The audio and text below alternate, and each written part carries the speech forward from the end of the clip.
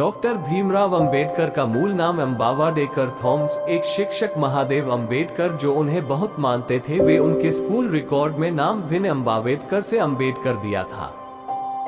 Doctor Bhimrao Ambedkar का जन्म मध्य प्रदेश के इंदौर शहर के निकट स्थित महू में हुआ था, जिसका नाम आज भी व्यापक अंबेडकर के सम्मान में डॉक्टर अंबेडकर नगर रखा गया है। भीमराव अंबेडकर का जन्म 14 अप्रैल 1891 में हुआ था।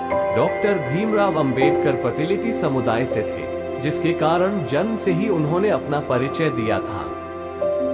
नीची जाति के चलते उन्होंने अपने जीवन में बहुत मुश्किलों और संघर्षों का सामना करते हुए भी बाबा साहेब अपने जीवन में अपने लक्ष्य के लिए आगे बढ़ते रहे। नीची जाति के होने के कारण उन्हें लोगों से सामाजिक बहिष्कार, उपेक्षा, भेदभाव का सामना करना पड़ा। ऐसे में आइए जानते हैं कि इतने संघर्ष के बावजूद भीमराव अंबेडकर को आज के समय में क्यों महान माना जाता है, और आइए जानते हैं इनके कार्यों के बारे में। 1. भीमराव अंबेडकर ने अपने माता पिता के 14वीं एवं अंतिम संतति थे। भीमराव अंबेडकर के पूर्वज काफी समय से ब्रिटिश ईस्ट इंडिया कंपनी में प्रतिबंधित थे, जिनके पिता ब्रिटिश इंडियन आर्मी में सूबेदार थे।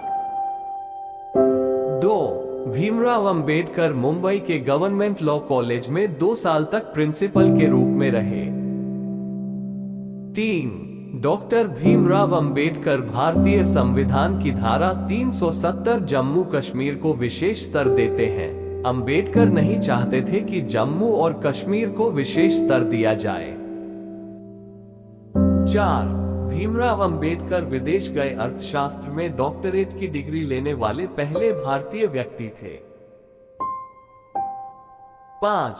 डॉक्टर भीमराव अंबेडकर सालों तक दाखिल से पूरी तरह से ग्रसित थे। 6. डॉक्टर भीमराव अंबेडकर एकमात्र ऐसे ही भारतीय हैं आज पोर्ट्रेट लंदन संग्रहालय में कार्ल मार्क्स के साथ लगी है। 7. डॉक्टर भीमराव अंबेडकर ने ही भारतीय ध्वज में अशोक चक्र को स्थान देने का श्रेय जाता है। 8. Doctor Bhimrao Ambedkar labour member of the viceroy कार्यकारी परिषद के सदस्य थे, जिनके कारण कारकों में कम से कम 12 से 14 घंटे काम करने का नियम 8 घंटे रखा गया था। 9. डॉक्टर भीमराव अंबेडकर महिला निकासी के लिए सहायक मातृत्व लाभ के लिए woman labour welfare fund, woman and children labour protection act जैसे कानून बनाए गए थे। 10. इकोनॉमिक नोबेल पुरस्कार विजेता अर्थशास्त्री प्रोफेसर अमर्त्य सेन डॉक्टर भीमराव अंबेडकर को अर्थशास्त्र में अपने पिता मानते थे।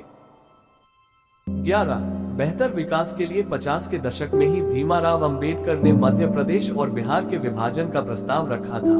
वर्ष 2000 में यह विभाजन हुआ, जिसके बाद छत्तीसगढ़ और झारखंड का भी गठन हुआ।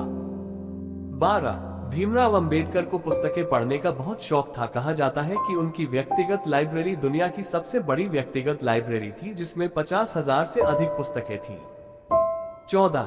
डॉक्टर भीमराव अंबेडकर संविधान सभा के अध्यक्ष एवं आजाद भारत के कानून मंत्री थे। 13. डॉक्टर भीमराव अंबेडकर की 2 शादियां हुई थी। पहली 9 साल की बालिका रमाबाई के साथ हुई थी, तब बाबा साहेब की उम्र महज 15 साल थी। दूसरी रमाबाई की मौत के बाद हेल्थ इश्यूज के बाद 57 साल की उम्र में शारदा कबीर से हुई थी। 15. अंबेडकर ने रिजर्व बैंक ऑफ इंडिया की स्थापना में बहुत अहम भूमिका निभाई। उनकी किताब the problem of the rupee, its origin and it's solution से इसके लिए कई सुझाव लिए गए।